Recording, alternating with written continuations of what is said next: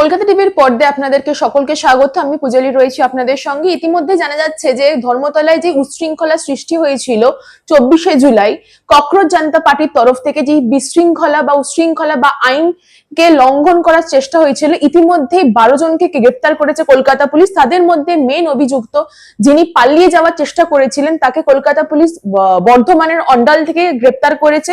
তার পাশাপাশি 11 জন তাকে সঙ্গে নিয়ে 12 জন ইতিমধ্যে 12 জনকে গ্রেপ্তার করেছে কলকাতা পুলিশ। তাদের মধ্যে ইরফান খুরশেদ, আরশাদ আলী, মোহাম্মদ মনিউদ্দিন, মোহাম্মদ আলমগীর, ইমরান আহমেদ, খালিদ রেজা, জমির আহমেদ, মোহসিন খান, দীপক ভৌমিক, এমডি আজাদ, মোহাম্মদ আফরোজ, সৌমিক চ্যাটার্জি যিনি প্রধানমন্ত্রী নরেন্দ্র মোদীর ছবিকে রীতিমতন অমান্য করে তার বিরুদ্ধে গিয়ে সেই সব পোস্ট করেছিলেন এবং সেই ছবি ভাইরাল হয়েছিল সোশ্যাল মিডিয়াতে, যার মাধ্যম দিয়ে Kolkata police CCTV footage, digital platform এবং সোশ্যাল মিডিয়ার বিভিন্ন প্ল্যাটফর্ম থেকে ভিডিও সংগ্রহ করে এবং তার বিরুদ্ধে কনস্ট্যান্ট লুক আফটার করে তাদেরকে ইতিমধ্যে গ্রেপ্তার করেছে।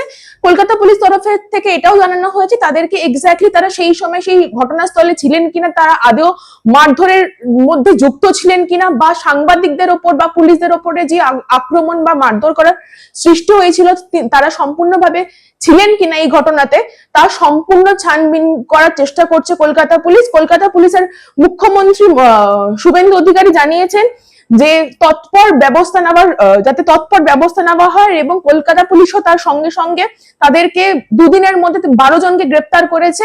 ইতিমধ্যেই এখনো অবধি তারা নানান সিসিটিভি ফুটেজ বা ভিডিও বা সোশ্যাল মিডিয়ার প্ল্যাটফর্মে দেখার চেষ্টা করছে এর মধ্যে আরো কারা জড়িত আছে। এই সব তথ্যের নজর রাখতে চোখ রাখুন কলকাতা টিভির পর্দায় রাত দিন 7 দিন।